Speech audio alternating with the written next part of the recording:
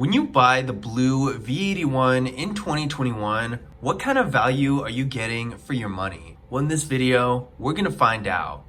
What's going on, guys? Kalipis Tech here, coming back at you with another video. In this video, we're gonna be taking a look at the BLU V81 and going over what kind of value it provides in 2021. Before we go any further, I do wanna remind you to go ahead and hit that subscribe button. It helps out the channel a lot. And with that out of the way, let's get into the video. So this phone has a 6.5-inch IPS LCD display with a resolution of 720p, a PPI of 270, and an aspect ratio of 20:9. We got a water drop notch here for the front-facing camera, and this camera is 8 megapixels. I'm not a huge fan of the water drop notch look. It doesn't look nearly as clean as a hole punch camera, but at the same time, it is more of a small detail, so it's not too much of an issue. Aside from the water drop notch, I do like the design of the rest of the phone. The bezels are decently thin, and overall, I do have the display at 100% right now, and it looks really good for the quality it's at. The colors look really nice, and the image, even though it's only 720p, still looks pretty good quality. Probably the best part of the display is the size. At 6.5 inches, while there are still displays bigger than this, it's one of the larger sizes out there. So this is gonna enhance your experience when you're streaming videos, viewing photos, reading, or any other type of content consumption you could be doing, because everything is gonna show up a lot larger and be easier to see. But while the display is on the bigger side, the phone itself is decently thin as far as its design goes, so it's not going to be uncomfortable to hold or carry in your pocket. So overall, while the display might not have the best features, it doesn't have a Super AMOLED or a 1080p display or anything like that, it still is going to give you the benefits of having a larger display. So I do think that for this price range, it's still good. This phone has 64 gigabytes of internal storage with microSD card expansion, and for this price range, that's actually really impressive. While phones with this much storage are out there, it's not nearly as common as 32, and sometimes you can see as little as 16 gigabytes for the internal storage of phones in this price range, so 64 is really impressive. So if you're more of a power user who has lots of apps and that sort of thing on your phone, then this is going to be a real nice perk to having this phone if this is the price range you're looking to buy in. For the average user, you're most likely never going to have to worry about running out of space, because if you don't do a ton on your phone, you probably won't even need the micro SD card. Now there's no wireless charging with this phone, but that's not very surprising, being that this is a very entry-level phone, and wireless charging, as of this video at least, is more of a feature that manufacturers have been reserving for flagship phones, and as of right now, phones that aren't flagship phones that have wireless charging are few and far between. That being said, this phone does have a fingerprint scanner right here on the back,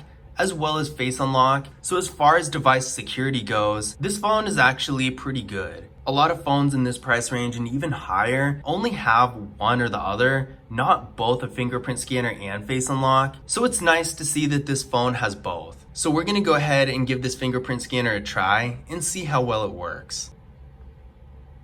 There we go, one more time.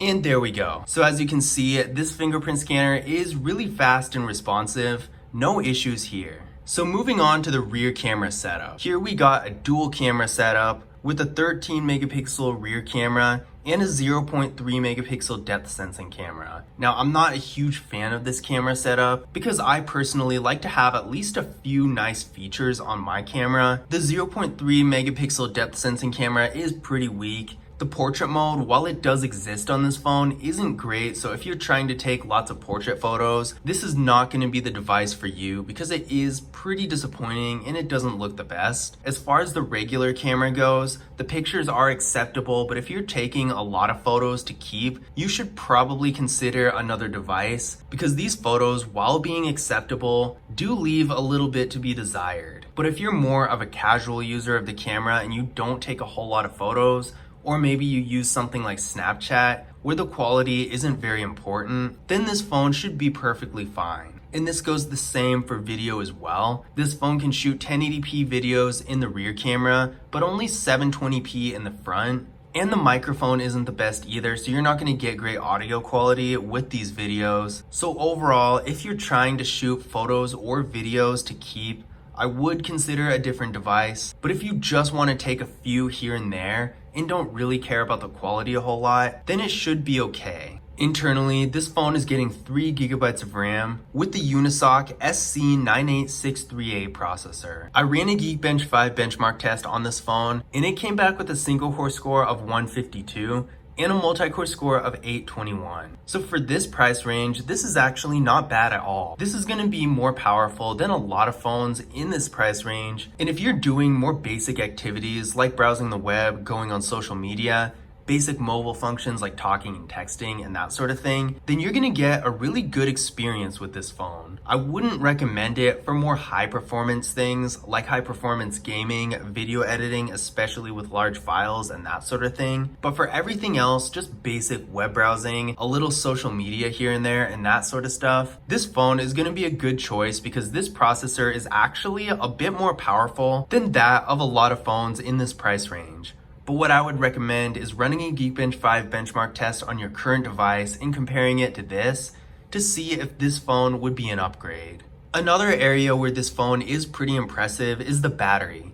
This phone has a 5000 mAh battery that supports 10 watt fast charging, so you can expect to get quite a bit of battery life out of this, both throughout the day and down the road in terms of longevity. With a larger battery, you're most likely not going to have to charge your phone during the day, even if you use it a lot. But if you ever do have to, the fast charging is going to help you charge up your phone a lot more in a shorter period of time, so you don't have to wait for your phone to charge up for as long. The other nice thing about a large battery is longevity. Over time, all batteries degrade, but with a larger battery like the one in this phone, you're not going to notice it as quickly, so you'll be able to keep the phone for a longer period of time without having to replace it. Now, there are a couple other features about this phone that I want to go over. The first one is the software. This phone has Android 10, which is a bit of a drawback if you want the newer versions of Android. Right now we're on Android 11, getting close to Android 12, so being stuck with Android 10 because BLU doesn't typically update their phones is a bit of a drawback. So if you do want the newest version of Android, this phone is not going to be the one for you. The other thing about this phone that I don't really like is that it has micro USB. This is a drawback because most phones these days that aren't iPhones have USB-C.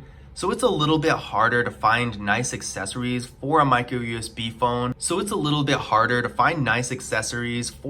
only has micro USB. And in addition to this, most phones these days have USB-C for a reason. USB-C is just a lot better. It's more modern, more reliable, and just overall better quality. So I would say having micro USB with this phone is a bit of a drawback. But in conclusion, when you buy the BLU V81, what kind of value are you getting? I would say that despite some of the shortcomings of this phone, there are actually a few key strengths this phone has that really make it worth the money. It does have a decently large display that's gonna make any type of content consumption, whether you're watching videos or just reading, a lot better than some of the other phones with smaller displays. Now, this is something to consider because a lot of phones in the really entry-level range like this phone is tend to have a little bit smaller displays. So having a 6.5-inch display on this phone, even though it's not a giant 6.8-inch display like you can find in some of the mid-range phones, it's still a decently large display that's going to give you a good experience for content consumption. The other thing about this phone is the storage. There are phones out there with a similar amount of storage in a similar price range, but there are really only a handful of them compared to the phones that only have 32 and sometimes as low as 16 gigabytes. So that's another thing that's really nice about this phone, especially if you're more of a power user and plan on having a lot of apps and photos and videos and that sort of thing. Another thing I really like about this phone is the battery.